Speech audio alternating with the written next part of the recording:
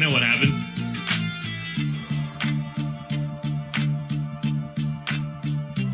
It seems like you did. Oh, you're good now. Oh. Yeah, whatever you're on now is right. God, you should have just got Tyler.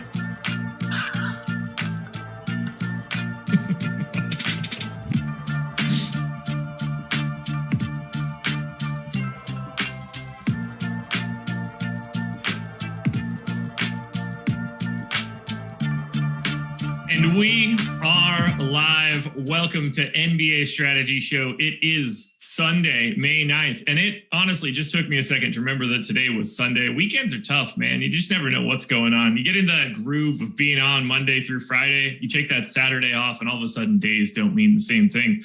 I am Josh Engleman. Rinpack is my co-host for today, and we are breaking down a 6-game NBA slate where, some of these situations, we have no idea who's going to be on the floor or how many minutes the people that will play. So that should be fun. Ryan, how are you? I'm doing well. Happy Mother's Day to any mothers who are listening to us today. So thanks for joining us this morning. And yeah, it's May NBA regular season. Obviously, it's the first of its kind, and it's been quite the bloodbath for me. But it is what it is. Here we are on this Sunday trying to break this perplexing slate down. I love that you're shouting out all the moms to start. All the single moms, what's up? What's going on? Should be a fun day, though. Oh, man. Last night was interesting in the NBA. Stop me if you've heard this before. Russell Westbrook scored a lot of fantasy points. 87.75, drops a 33, 19, and 15 yesterday. Craziness, man. Craziness. Absolutely. That game was absolutely craziness. If you look at Beal, if you look at LeVert, if you look at Sabonis, I don't know if it was possible to jam in all four in your lineup with the value there was yesterday. Because all those guys were 10, 9, 9. Maybe you could have taken all 3K guys the rest of the way, but they were absolutely magnificent. They were absolutely sensational last night in the first game of the night. All right, well, let's check it out. Russ, Sabonis, Beal, and LeVert. Right? That's what you're saying? Yes. The highest, you can't even make this. You can't make it. You can't. I tried to run it on rewind quickly just to see who's the worst play out of those four. Do you know off the top of your head? I want to say it was Sabonis because there were power forwarders like KJ Martin who put up a monster game and you could have paid up elsewhere. I don't know. So Sabonis went for 7.1x. Beal went for 6.7, but Sabonis at 10.5, it's probably easier to unlock Beal at shooting guard small forward. So I'm going to take Sabonis out. If I lock Beal, LeVert, and Russ, the max score you could have gotten yesterday was 424. Could you have gotten to Tyrese Maxey, George Niang, Dwight Howard, KJ Martin, and Daquan Jeffries? That's not crazy. No, because Tyrese Maxey was ruled a starter, and Dwight Howard, I guess, cleaned up blowout time and went bananas. Yeah, I'm gonna exclude Dwight and see what we can get to, since that's the weird one. Because obviously you can play anybody you want from Houston and feel like you're landing on at least an option that's plausible. Maxey, Niang, Alex Len would be next. That seems like it's a bit of a tough sell, but at least you know that he could fall into it. But you're still north of 400 if you need it. Winning lineup last night was 400.25. So we're getting dangerously close to lineups that aren't even feasible. There's Goga showing up in 16 minutes. Basically any minimum price guy plus the two Houston guys is going to be what you're going to need. Crazy night. Yeah, and it just showed, I guess, like the opportunity cost at center going into it was Jokic, and he didn't really pay off that salary. And so you could spend down and unlock a lot of other things at other positions. Yeah, so Russ at 62.6% ownership last night hung 87.75 fantasy points on DraftKings. It's just insane at this point. And honestly, I think it's interesting to me that they raised his price to $11,100, which means that they obviously have there isn't a hard limit stopping it. I don't know what the decay is to stop it from going higher than that, but in a weird way, it's ruining the product on DraftKings by his price tag being set where it is. Yeah, it's come to a point. I said Russell Westbrook NBA slates are to Coors Field slates are to Superdome Sans Taysom Hill states at this point, where it's just like you kind of have to play him at some point. Like it's just I was been on the wrong side of it most of this thing. It's probably a reason why I've been really tilted on these Russ Westbrook slates. Yeah. He's just been an absolute tear. And the thing is, like, you would hope these sites would adjust his salary appropriately. And obviously they do put studs at a discount compared to everyone else, but at least make him like somewhat appropriate where it's difficult to roster him. And especially at this point of the NBA season where we know there's value is going to open up. A free square stud should never be the thing in my opinion. No, and it's so much different in May than it is in January because you're not on a general slate. You're not expecting this swath of sub 4K guys to open up. Now it's a guarantee. Those guys are going to exist no matter what. He needs to be 12.5, 13K, something like that at this point in time. If he's going to be playing obviously it went to overtime, but I mean, he's playing 40 minutes a game right now at a salary that is just not correct. And it creates a worse product. It's not better for everybody to roster the same guy and it's like you just start over and everybody's playing 7-on-7. It's silly. Yeah, it really sucks. And playing in tournaments, like I love pivoting off high-owned studs just because, you can jump to the field. And maybe this is where my process goes wrong and not just eating that free square at what it seems like the last 13 or 14 games he's played. But man, it's been tough on my end. And I guess I'll only have a week of this and the play-in game, we'll see what he gets priced then. Yeah, absolutely. No, and I don't think that you're wrong. Although it would be different if you were high owned and 12 something, but I'm with you. I would not be going to 60. I'd be going, somewhere in the neighborhood of half that. Oh, by the way, Street Preacher, I'm not salty. I didn't play yesterday. I don't care at all what happened. I had 0% of everybody. So it's totally meaningless. It's not as fun if everybody's doing the exact same thing. That's the reason you get into these contests. And if you're playing a contest with 18,000 entries and 63% of them have the same guy every other day for 3 weeks, like it's part of this wants to be at least a little bit entertaining. Oh, definitely. Yeah. I mean, it kind of ruins the game theory aspect of it and all that. The stuff that makes DFS fun where you can jump ownerships and large amount of ownerships that it just hasn't been happening. It's been frustrating, but it is what it is. DFS hasn't felt like NBA DFS for the last 2-3 weeks anyway. So It is what it is. Are we the minority? Because I would imagine the single lineup player, the guy that throws 3 bullets into this or something on a Saturday is like, oh, nice. I get to roster Russell Westbrook in 3 of my lineups. That's awesome. He's been playing great and his salary works. Like, how many people are actually not looking at it the way that we look at it? I'd guess a lot.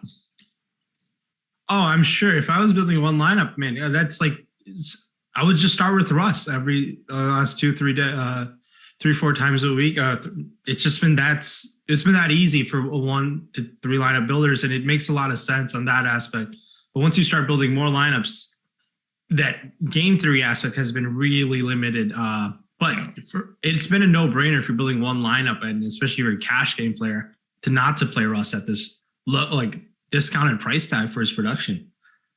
Shout out to Danny Elms for winning 100K last night. Russ, obviously the point guard in this lineup. Svi Mykhailiuk going for 30. Jayshawn Tate for 41. Domantas Sabonis for 74. Dwight Howard for 39. Tyrese Maxey for 40. Jaren Jackson Jr. going for 36.5. I want that guy to get right. And then KJ Martin going for 50. The only person to score north of 400 fantasy points in the contest last night. So kudos. We're getting close to where there'll be a winning lineup of a 500 on DraftKings and NBA. It might happen this week. You need the right confluence of matchups. You probably need an overtime game or two because that's 62 and a half fantasy points per roster. There have been some insanely high scores on FanDuel also. And obviously it could happen there, but it's a pricing thing too. Mm-hmm. If Russell Westbrook is 11,000 instead of a properly priced 12.5, you're getting an extra $1,500 to allocate to guys that can score more. You're able to be more efficient with your money. So if he's dropping 80 at a number that's $1,500 too cheap, you're making up for that 62.5 a little bit more on the back end. It's possible. There's probably somebody out there that would know how often a legit optimal that is able to be rostered can show up at the 500 mark. Because obviously there's going to be some sort of 500 score optimal lineups that exist for, 2-3K guys that end up falling into 30 minutes accidentally, where you would never roster them normally, but you can get there. I bet it happens more frequently than we know.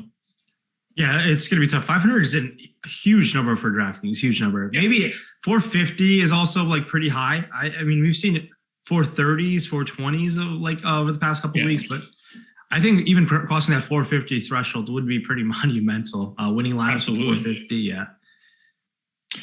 So shout out to Danny Ohms for that bad boy, picking up an extra 100K. It's always nice to have $100,000 in your back pocket when you wake up in the morning.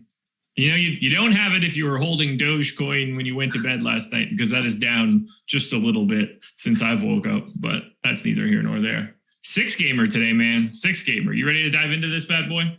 Let's do it. Before we do, though, hit that like button, subscribe to the channel, hit the notification bell so you know when everything goes live. And in a little bit, we're going to give a shout out to our presenting sponsor, No House Advantage. But I do want to just let you know right now, they are the presenting sponsor. And we love those guys. Great contests going on over there, including a current Hall of Fame member for Awesemo.com, picking up first and second a couple of days ago, cleaning up in the 5K up top. So, Swaggy P says, ETH is the move. I am very happy to have some money in ETH right now. I'm not going to lie. We'll see where that goes. I'm with you. It's been nice to see that go up. Yeah, I'm hoping we get that. We get the crossing the 4K barrier at some point in time. That'll be very nice. Teetering on the edge earlier today. It was like 39.50 or something like that. So close, so close. All right, let's dive into it. New Orleans Pelicans at the Charlotte Hornets. Hornets slight favorites, 220 total. But the big news here for New Orleans: no Brandon Ingram, no Zion Williamson, and that's kind of important for this team, oddly enough. Surprise, surprise. Their two best players not being there is going to open up a little bit of interesting information. So how are you approaching the Pelicans today with no Zion, no Brandon Ingram, and potentially no Steven Adams? Yeah, so that no Steven Adams statement that you said at the end is pretty key. As we saw last time, both Hernan Gomez was solid and Jackson Hayes was really good in the minutes he played. That's going to open up more front court minutes, but we saw last time Najee Marshall and James Johnson enter the starting lineup. In terms of their fantasy point per dollar values, they were okay. They were nothing great. Obviously, on a slate where Houston was there, they didn't really matter. So being this the first game, the matchup between the Paul brothers, I really like going to Lonzo. I think there's some obvious stability. Like, I think his minutes are obviously safe, barring any blowout proof. He was pretty terrible from the field last time, 6 of 18. I expect him to shoot better. Price at 8,400. He's coming into the field is also thinking that he's going to be a pretty solid play as well. I think just going with the field over there on DraftKings makes a lot of sense. But over there on FanDuel, where he's priced at 8K, I think where we get the roster too, just going a tad bit over the field. I think he has a pretty solid upside in this matchup. I don't mind Lonzo. I think he's a pretty solid play. Other guys who are pretty solid, Eric Bledsoe is obviously playing quite a bit of minutes as they're still without some of their guys. Bledsoe, 5,600, 5,800. People are going to shy away, but those minutes are high 30s. He found a way to 20 shot attempts. So Lonzo and Eric Bledsoe are going to lead the way with usage, in my opinion. And I think making them, they're not priority fantasy options on this slate, but they're pretty solid options, in my opinion. And then we've got this bomb of James Johnson sitting at 3,800, projected for 44% ownership on DraftKings right now. Is that good chalk? God, I was super tilted by his performance last time, and I don't think you need 44% of James Johnson. I think if you can come in like half of that, I think you're fine, and keeping yourself some flexibility later in the night as we see news just constantly breaking to give you that flexibility, which I burned myself on Friday. I didn't give myself that flexibility as it was way over the field on Johnson and Najee Marshall as they created a pretty solid play. So I think that flexibility, I think at this point of the NBA season, that final week, it's really important. Do you get to any of the also rans here, the Wenyen Gabriels, the Wesa Wundus? Does any of that stand out to you as potential value options?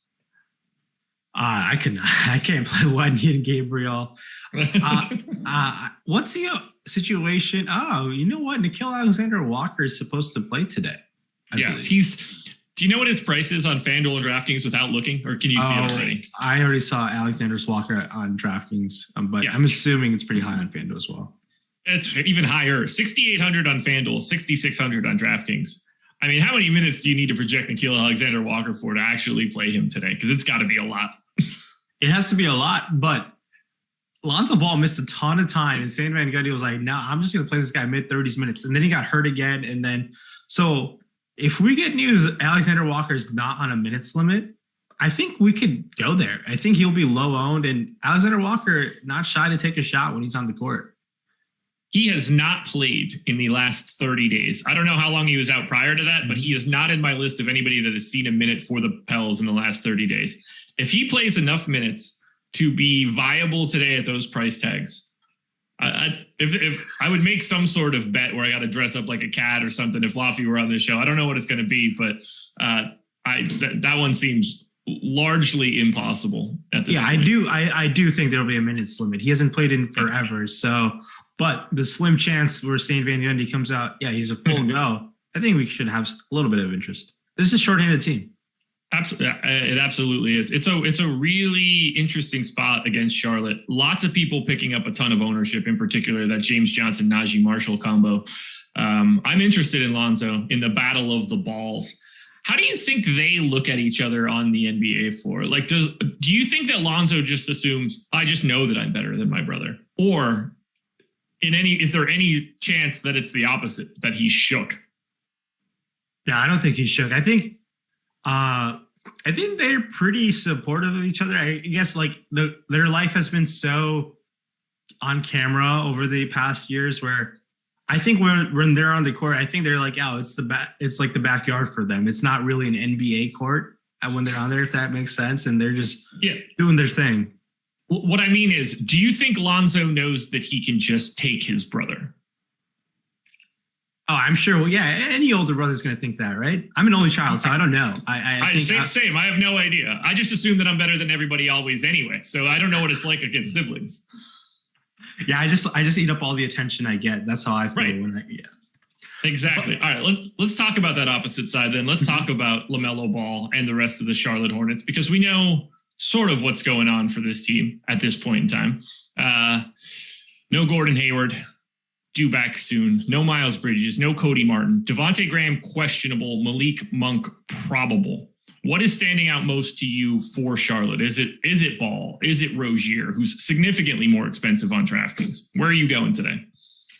So, over there on DraftKings, these guys are interesting. They all feel priced appropriately. And I don't think they're all that great plays outside of, if you want to just strike the highest upside, I think I would go with LaMelo Ball. But guys like PJ Washington, Terry Rozier are getting quite a bit of ownership. Against a New Orleans matchup where they give up a ton of threes, I'm not that interested in these guys. Maybe Malik Monk off the bench, but outside of LaMelo Ball, I don't have really that much interest on these New Orleans side of things over there in DraftKings. But on FanDuel, where we have to roster two of each of these positions, those guys are a lot more feasible at their price tag. Rozier $7K, PJ Washington $7K. I like Rozier $7K price tag for shooting guard. Devontae Graham $6,500. That's too expensive for my liking. McDaniels power forward $5,400 is not out of play. So Jalen McDaniels getting around 30 minutes. Obviously shoots somewhat double-digit shot attempts, but that's really about it. I'm not really interested in Bismack Biyombo, who played really well last time out, but I can't see that happening again. No, we're on the same page there. Yeah, very different story between FanDuel and DK, just because one, Rozier's price is significantly broken in comparison to the DraftKings price, and you have to roster two shooting guards. So I think he does stand out. I think that ownership that he's pulling is pretty appropriate. LaMelo has the upside in the GPP that it's $7,700 on FanDuel. You don't want to get away. Again, he's $900 more expensive on DraftKings. So to me, those two guys stand out as pretty clear, solid options. McDaniels at $5,400 on FanDuel. Like, I understand how you get to him. He's not like a priority, but if he shows up in a lineup, you're not shocked he's going to play. At least he should play about 30 minutes. This is kind of a fun game. I was kind of expecting a little bit less from an optimal perspective, from an ownership perspective, but with Zion out, Ingram doubtful, everybody out for Charlotte. Like there's enough value out there where you're probably getting to a little bit of Charlotte and New Orleans in most lineups. Yeah, I agree with you. They're all just better plays on FanDuel than DraftKings. Right. The Charlotte side of things. Anything else you want to touch on from Pels Hornets? No, that keep an eye on that Adams situation. Might open up for guys like Hernan Gomez and Jackson Hayes. So that could be interesting value as we are 9 hours before the slate lock. So yeah. All right, let's move it on over to Dallas Mavericks at the Cleveland Cavaliers. Dallas 10-point favorites, 217 total. Nothing too crazy going on. Is it from a news perspective? Kristaps Porzingis still out. Maxey is questionable. JJ Redick is probable. On the Cleveland side, we're still without Darius Garland. Kevin Love is questionable, which is hilarious to me. The idea of Kevin Love being questionable in a game at this point is nuts. Just rule him out. Like, what are we talking about here? We got to make sure that we don't know how he's going to feel trying to get ready for the final 4 days of a season that's been over for 2 months. Just axe him, man. Send him home. Just let him go drink wine or whatever like he wants to do. How do you feel about Dallas today, where Luka Doncic at 10-6 on FanDuel, pulling a crisp 42% ownership right now, not to be outdone, 11K on DraftKings at 39% ownership. This is just based on ownership. This is basically Luka and everybody else. Is that how you feel? Yeah, they played this matchup the other day on Friday. They only needed 23 minutes of Luka to obliterate them, so that's concerning. Obviously can't really project Luka for 23 minutes today, but hoping this game stays a bit closer. It's a 10-point spread, so it's Luka, and everyone else seems priced more like kind of expensive. I mean, Maxi Kleber returning. If you were to play some minutes, but even at 3,500, I know on FanDuel, it is an okay price. It's the min. You can't get any lower than that. But I'm just uncertainty what those minutes look like, just because he's had this on and off Achilles injury for the last couple of weeks. I think they want to be cautious with him as they are avoiding the play-in game as they keep winning. So over there on DraftKings, everyone seems priced appropriately. Luka 11K. I don't have issues if you want to come under the field on Luka. On this slate, just because the opportunity cost of Luka today, he is, I think, the highest salary guy on today's slate. If I'm pulling things up, he's the most expensive player today. So, I mean, obviously, Luka, his upside up being the highest scoring player by like 10, 20 points could definitely happen if this game stays close. But I'd be okay coming in a little under on the field on Luka today. No issues on that. I'm with you. I had him in the optimal on FanDuel 35% of the time. We've got the ownership at 42. So if I got in that 30 to 35% range, I'd feel pretty good. I actually like Towns quite a bit today. Doesn't appear that the ownership is coming in the same way. On DraftKings, though, at 39%, it's a lot. It's pretty easy to mix and match the Towns. Vooch at 10-6 is just, that price tag is nuts. AD had a bit of a coming out party that last time out. Levine at 9,800. There's enough at the top where you can kind of trade out, but I do think Luka is the best pay-up option. I don't want it to think that there's anything else. I mean, he is on a different tier than every other guy, but 40% ownership on DraftKings is a lot. Yeah, this goes back to what we were talking about earlier. When like a stud comes in so expensive, and like studs can have bad games, and where you can just jump ownership just by pivoting off some guys you mentioned. That's how you differentiate yourself. And we haven't been able to do that with Russ Westbrook slates. So today is a slate where you could potentially do that. Mavericks have a 77% chance of finishing in the 5 seed in the West, with an 86% chance going to the Nuggets in the 4. That's a very winnable series for Luka Doncic and the Dallas Mavericks in the playoffs, getting a Nuggets team that isn't quite the Nuggets team for right now. Yeah, they've been like, Michael Porter Jr. has played as good as he can. I mean, how much better can he play than this? This is like, he's been an elite on the offensive end, kind of holding his own average on defensively. They were up 19 against the Nets, and the Nets chipped away and came back and won last night. It was a pretty entertaining game. Jokic, maybe he's gonna hit a wall, maybe. I don't know. But it's definitely a winnable series. They match up great. They might even get Porzingis back by then. But good job on the Mavs to avoid that play-in game situation, because they were in that play-in game for a couple of weeks and they chipped away some wins. Obviously, the team had COVID earlier in the year, so they are positioned well. 83% chance right now for the Lakers to finish in the 7th spot, 56% chance for the Warriors in the 8. Lakers, Warriors, winner gets the 7 seed and likely plays the Suns as of right now. First of all, obviously, I would expect the Lakers to win that game if they are healthy and be the 7th seed. What an awful draw for Phoenix to get the defending champs, who are only the 7th seed based on injury and not based on the fact that they were just like some garbage team throughout the season. Yeah, what a bad draw. Pretty. Yeah, that's pretty rough. And now, let's say in terms of the Lakers side of things, any reason they would rather want to play that Utah team than that Phoenix team if they just want to kind of tank into that 8th seed? I don't think you could risk that. Yeah. To get into that 8th seed, you have to pray that you win a one and done. Now, obviously, they would be if everybody's healthy, they're monstrous favorites against the Grizzlies or the Spurs, who are the 2 most likely scenarios right now. But no, I don't think they care if they play the Suns or the Jazz.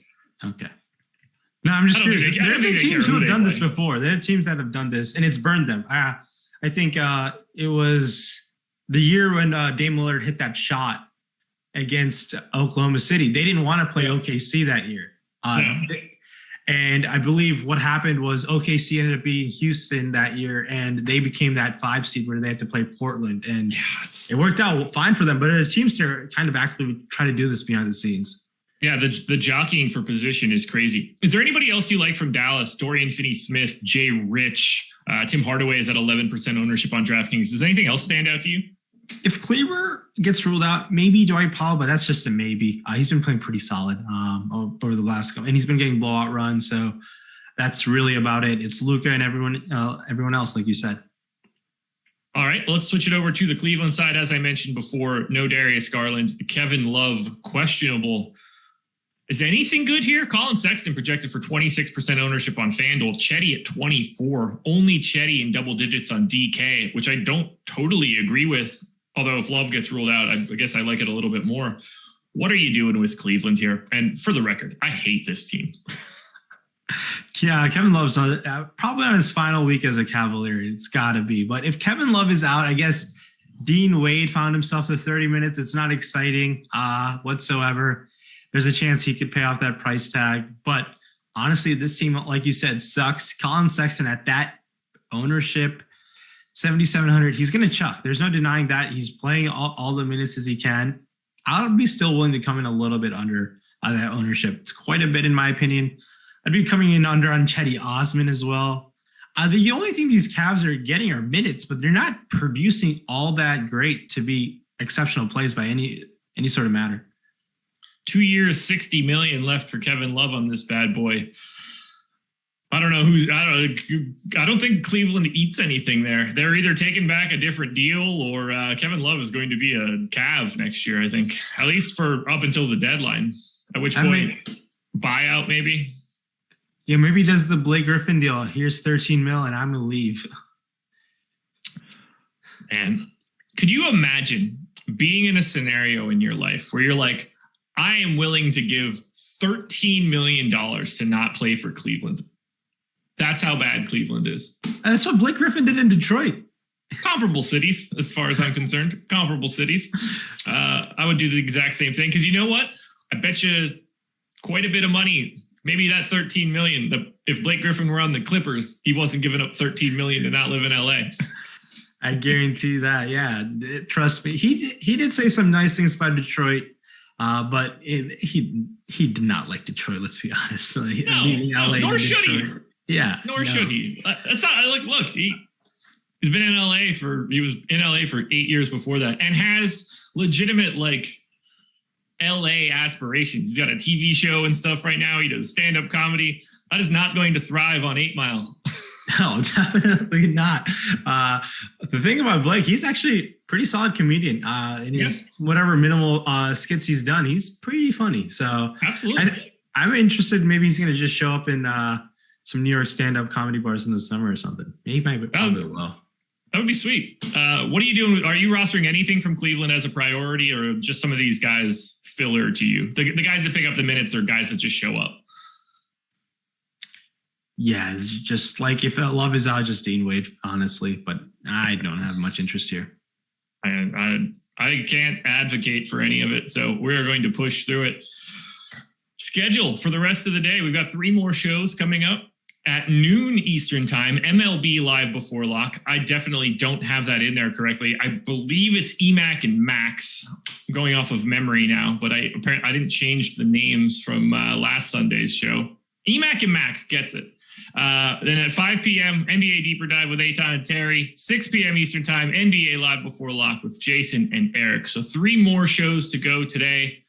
And then we slowly transition into the final week of the regular season of the NBA. We're going to be going hard Monday through Friday, leading into the weekend and then leading into the play-in tournament.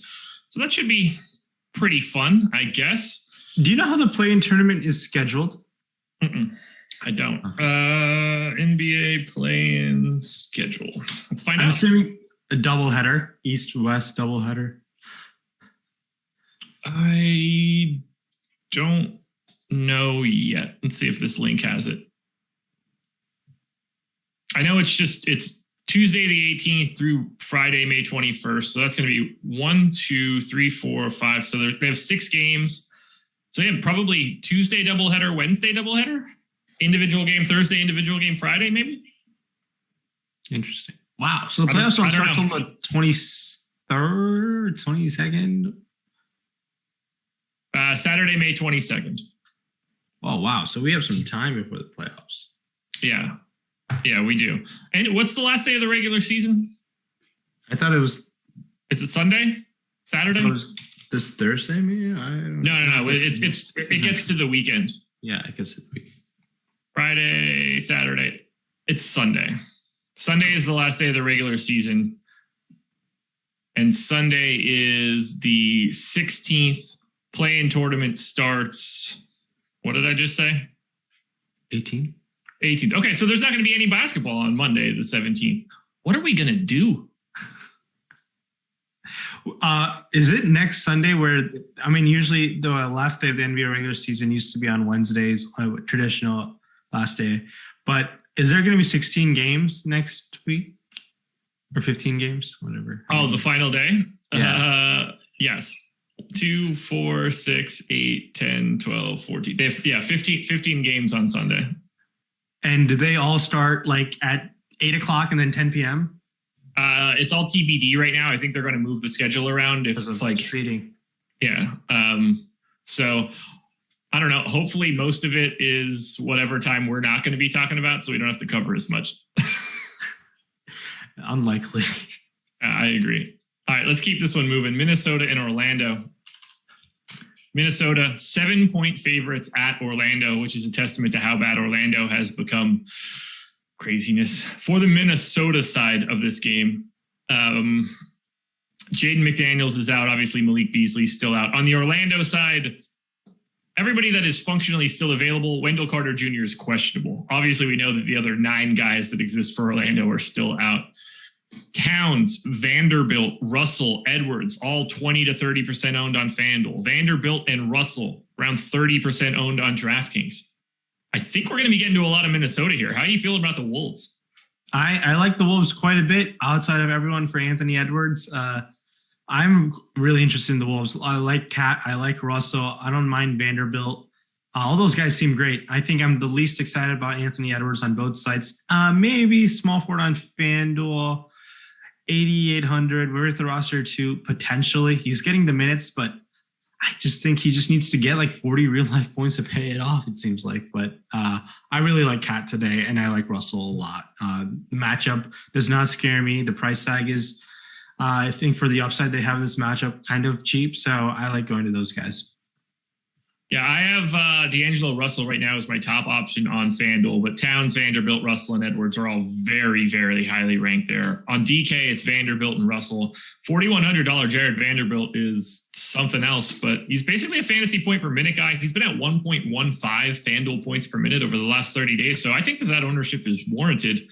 And I don't really feel like anybody's slipping through the cracks either. They either have guys that are going to play big minutes and look good, or the other guys just don't look great. Nobody's clamoring to get Josh Okogie. Completely agree with you. And obviously decent matchup against the Orlando Magic. Let's touch on this Orlando Magic team where Karl-Anthony is at 26% ownership on FanDuel. I actually agree with it. We'll see how many minutes he actually plays. On DK, RJ Hampton and Karl-Anthony are the only guys in double digits. What are you targeting for Orlando in what is actually a fantastic matchup against Minnesota? Shout out to Mo Bamba. I mean, he's just been a fantasy machine of the last 3 games. He's gone 43, 53, and 46 and a quarter on DraftKings and FanDuel. He's been pretty solid as well. Now he's priced up to 8,200. Now that's like it's not the easiest like free score as it was the earlier in the week, but he's not out of play. He was pretty terrible from the field last time out, and he found a way. 4 of 11. I expect him to shoot better. 18 rebounds, 15 rebounds, 15 rebounds. He's racking up the boards now. A matchup against Karl-Anthony Towns. I've not seen enough of Mo Bamba and how he is with protecting himself out of foul trouble. Is he the likes of Marquise Chris, or is he just like an average guy? I don't know what his foul rate is per 36, but if it's against Cat, that's my concern, if he can rack up some fouls. But that's honestly about it. He's going to get the minutes. You said about Karl-Anthony, 5,500 over there on FanDuel. That's a pretty cheap price tag for him. 6,700 on DraftKings. The field likes him. I think I'd go under the field over there on DraftKings, above the field on FanDuel. Mo Wagner continues to get the minutes. He's got kind of been very inconsistent. Now his minutes have now fallen to 26 and 23 last time out. And keep in mind with Wendell Carter Jr. what the situation is. I don't know if he's going to play today, but if he plays, then I would be way off of guys like Mo Bamba. I just think he'll take away too many minutes for Bamba to succeed. Mo Bamba in his rookie year, 27th percentile in foul rate for bigs. In his second year, 30th percentile in foul rate for bigs. This season, 27th percentile for foul rate against bigs. So not ideal. He is not very good at avoiding the fouls, and it hasn't changed for 3 years. So I'm guessing still not a great spot. Ooh, boy. Anything else for Orlando and Minnesota? If you don't want to roster Karl-Anthony, I think pivoting to a guy like RJ Hampton, that's okay, but he's priced up at 6,400 on FanDuel. 5,700 on DraftKings is where the pivot could occur. But that's honestly about it. Iggy Brazdeikis is not getting enough minutes. He's not that fun to roster fantasy-wise, but sub 4K. We've mentioned not many guys under 4K so far, but Wendell Carter Jr.'s situation is going to be pretty important to project Bamba in the front court situation for guys in Orlando. Now we move to the Chicago Bulls at the Detroit Pistons. The Bulls are 8.5-point favorites in Detroit. For Chicago, we don't have to worry about anything really. Troy Brown out. For Detroit, on the other hand, we have no idea who is going to be playing for this team. They played yesterday. They were without Josh Jackson and Hamidou Diallo. I'm going to assume that those guys don't play today, but I mean, Josh Jackson's out with a tooth problem, so who the hell knows what that injury really is. And then we don't have injury reports on this team until 1:30, and they have been yanking their roster around more than any other team in the league as of right now. So let's start on the Chicago side. Is anybody worth rostering on the Bulls on DraftKings, given the fact that Nikola Vucevic is 10,600? He's a great tournament play, in my opinion, Nikola Vucevic. But this Chicago team is kind of almost out of the play-in game almost. I believe they're, couple games behind the Pacers now, who are the 10th seed after last night's loss to the Wizards. So I don't think they're completely out of it. They need to pretty much go undefeated the rest of the way, and the Pacers need to lose a couple games. So there's a lot that the Bulls are playing for. So I think we can go to Vooch just because of that situation. He's going to be low owned, and a matchup versus Detroit that no one should slow him down. I think that's a fine option to go to Nikola Vucevic. But other guys, Levine's too expensive in my opinion. He's not been that fun to roster when Vooch is on the court with him since that trade. 7-1 Kobe White, that's way too expensive for my liking. It's honestly Vooch, and you don't need to get much of him, honestly, on this slate and everyone else. And no one else is really priced appealing enough. On FanDuel, those small forward guys like Patrick Williams and Garrett Temple, I guess if you really need a last guy in, Garrett Temple, you're just praying that he finds a way to get solid minutes, potentially Pat Williams foul trouble, but 3,600 where we're at the roster too is not the craziest situation. Keep in mind with, that's honestly about it. I can't really talk about anything else on the Bull side of things. No, it's really not all that great, if we're being honest. I think that Levine is okay on FanDuel just because he's only 9K. Vooch looks okay, but I think he's going over-owned given the rest of this matchup. Like, at the very least, Detroit's going to run out functional centers, potentially, depending on if Plumlee plays or not. Isaiah Stewart's been solid defensively, maybe a little bit less so for Jahlil Okafor. I don't think that anybody looks good on DK. I would have a hard time rostering Chicago. I would say that they are the worst team to roster outside of the Pistons before we get any news. But on FanDuel, I think Levine is fine just because of the positionality, but I'm not going too crazy for it. There are actually quite a few shooting guards that I have ranked ahead of him, so I don't want to oversell him. And then we get to the Pistons.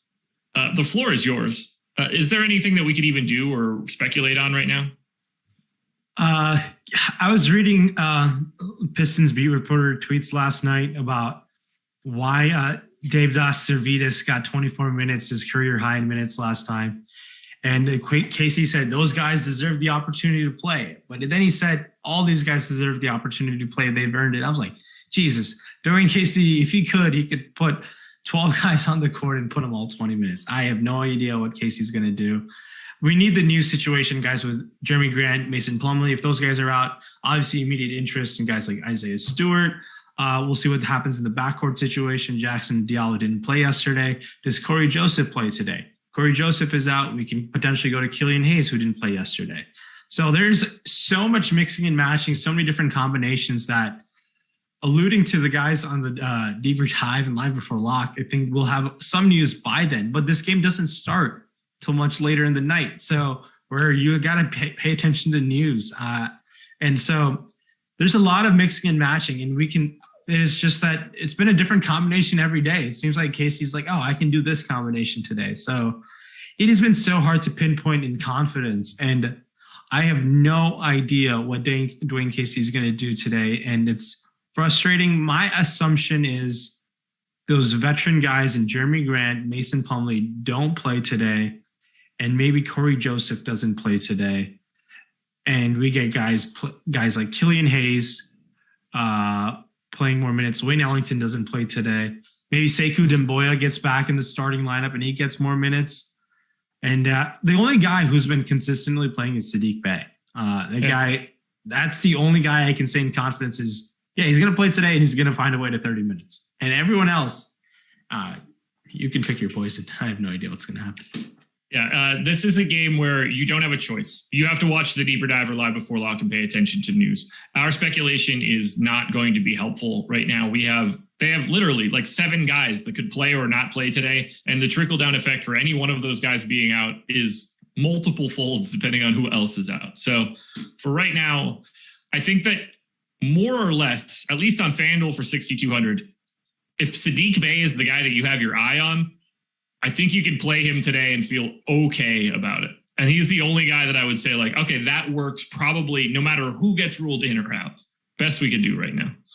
I agree with you. And Saddiq Bey has been obviously inconsistent. He's a rookie player. He has shown an upside to be able to be kind of an average three-point shooter. Can get hot is what I'm saying from outside. So it's an okay play. We're at the roster too. That's about it. But hey, there could be a situation they'd be like, hey, we don't want to play Saddiq Bey today. We want to play Servidis. And I'm like, okay, we got to go with the news. So it is what it is. Unbelievable. So let's give a little bit of a shout out to the presenting sponsor of this show. That would be No House Advantage. First, right out of the gate, if you want to sign up at No House Advantage, use the promo code Awesemo. You can get a $20 first match deposit bonus with that promo code if you're new to the site. You're not really worried about fantasy points. You're worried about player props. So is somebody going to score more? If the line is 20, are you taking the over or under on points? But you can get points, rebounds, assists, the combination of all of those things. They've got a 3K guaranteed contest going today, 100K up top. We've got a couple subs finish at the top, shouting out those Awesemo logos, which is pretty fun. I love seeing that. I'm looking at a couple props now, something like Karl-Anthony Towns for 23.5 points on Mother's Day. Take the over, take the narrative if you want. You can do that. Big one for Karl-Anthony Towns. Going to be an emotional day. But here's the big piece of No House Advantage, the best part of it all. On Awesemo.com, we offer free No House Advantage projections for every single prop that's available. Our NBA projections get applied to the props, and we tell you which prop is best for an over, which prop is best for an under. Each one of them gets a percentage likelihood of success. You could sort through all of them quickly. But if you don't even have the time to do that, we have No House Advantage optimal lineups. The work is done for you. So you can get free money by signing up, and you don't have to put in any work out of the gate. I don't know what else I could tell you guys. That's free money. If I told you you could enter a contest for $20 that guaranteed you won $20, I would hope that everybody here would do it. Unfortunately, you guys aren't listening to me sometimes. You should all just go sign up at No House Advantage right now. Get that free money. Use the tools on the website. So beat your friends, not the house. Play at No House Advantage today. And now we close it out. No free premium content today on Sundays, guys. I apologize. Can't hand out any of the goods. But No House Advantage is free every day. It's not just today. Let's close it out. 2 final games. Phoenix Suns at the LA Lakers. Lakers 6.5-point dogs at home, 214.5 total. No Cam Johnson for Phoenix today, but Jay Crowder is back. The rest of this rotation for Phoenix should look pretty normal, although they have been going to a bit more Frank Kaminsky over Dario Saric as of late. Not entirely sure I'm happy about that. But what do you want to do with Phoenix today, where we see all the starters getting like 10 to 15-ish% ownership? We see Booker and Bridges getting into the 20s on FanDuel. You trying to get anybody from the Suns against the Lakers team that's still a top 3 defense in the league? Yeah, I don't mind going to guys like Devin Booker, especially on FanDuel, 8K. Chris Paul is not out of play over there on DraftKings at 7,800. The Suns team is 1.5 games out of first place away from Utah. I don't know what Utah's schedule looks like, but I know the Suns have to play San Antonio twice and a Golden State team and the Lakers today, and then there's another game. But I don't know what the chances are for the Suns to be the 1 seed. I'm sure which they would like to be. But would you like that answer? Go ahead. 72% chance of the Suns finishing in the 2 seed, 19% chance to finish in the 1 seed. Jazz are 80% to finish in the 1 spot. Their remaining games: Warriors, Blazers, Thunder, and Kings. Warriors, Blazers, Thunder, and Kings. Interesting. Thunder Kings is a pretty good way to close out for the Jazz. For sure. And the Kings team really did blow a game against the Spurs. If they would have won, they would have been kind of close for the play-in game. So they kind of messed that one up. Kings have a pretty favorable schedule down the stretch, so we'll see what ends up happening. But yeah, the Suns, I think, are all systems go, and I think guys going to Booker and Chris Paul can't fault you there. DeAndre Ayton in a matchup versus the Lakers. He's been just a pure tournament play. He's okay. I just think even with Anthony Davis playing, I think the Suns could put a pretty serious whooping on this Lakers team. It wouldn't shock me. They're 7-point favorites for a reason. So I think Paul and Booker, and if you want to go to Jay Crowder, I can't. That's fine as a value play. I think he found his way to just about 30 minutes 30 fantasy points in 23 minutes. So minutes could go up. He was coming off an ankle injury, so I don't expect 6 to 12 to happen from the outside again, but minutes definitely could go up where he could become a interesting value option. Lakers win this game outright. You heard it here first. Trust me. Trust. I wish I was wearing the Lakers shirt right now. I got the Jazz shirt on today, unfortunately. You got like Lakers colors on, so I thought you were like... I have the same color shirt in Lakers if you want me to grab it and make that statement again. Again, I'm with you, though. Booker, Bridges, Ayton, Paul. If any of those guys are finding their way into your lineup, you're not mad about it. But tough spot against LA. How about that Lakers side? We saw Anthony Davis have a bit of a coming out party as of late. Minutes are up. And it's sort of on his back to be able to do this. No Kuzma for the Lakers. Clearly no LeBron James as well. No Dennis Schroeder. The boss man, Alex Baker, is questionable tonight. Talen Horton-Tucker, questionable tonight. What are you looking to do with LA? How are you feeling about AD? Anybody else stand out to you? Well, the sites were quick to jump them up above 10K on both sites. Now AD 10-1 over there on FanDuel, and now 10-3 on over there on DraftKings. Look, Anthony Davis, for this Lakers team to win, he needs to play exceptional tonight. He was really, really good against the Lakers, and it still came up short. He needs to play even better. So I like going to Anthony Davis. I'm always above the field on Anthony Davis whenever he's on the slate. And I've been on the wrong side of that a lot of this year, and except Friday night where it kind of worked out for me. But yeah, Anthony Davis is great. If Talen Horton-Tucker does not play, Alex Caruso is still in play. Found his way to 35 minutes, took 16 shot attempts. So Caruso, if no Horton-Tucker, I like him on both sides. That's really about it. Kuzma shot terrible from the field last night. That's the reason why they lost. Kyle Kuzma was absolutely garbage in that game against the Blazers. And you know what? He's listed as doubtful today. So with that news in that we got, so with no Kuzma being listed as doubtful, KCP is going to play upwards of 37, 38 minutes already. So is it Ben McLemore's season with no Kyle Kuzma? I don't know who gets most of these minutes. Is it going to be Markieff Morris? Ben McLemore's season sounds like nuclear winter. That's terrible, man. But it's also probably true, unfortunately. 3,700 on DK, 3,600 on FanDuel. Look, I mean, if Caruso and Tucker happen to be ruled out, there's going to be a lot of value on LA. It's just not coming from the center side, unfortunately. I mean, I'm going to load up on AD. I like Talen Horton-Tucker if he plays today on DraftKings. We shall see.